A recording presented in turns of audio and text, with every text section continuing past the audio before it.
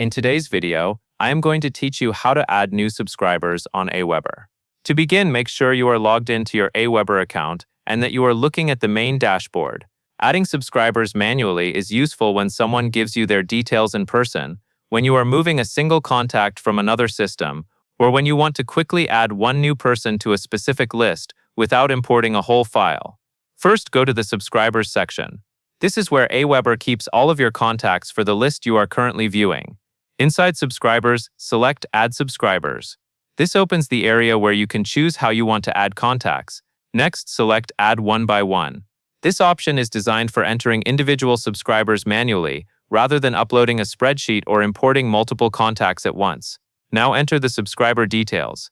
Type the email address and the name into the appropriate fields. Take your time to make sure the email address is spelled correctly. A small typo can cause delivery issues later, and it can also affect your list quality. After that, apply any relevant tags. Tags help you organize and segment your audience. For example, you might tag someone based on how they joined, what they are interested in, or which event they came from.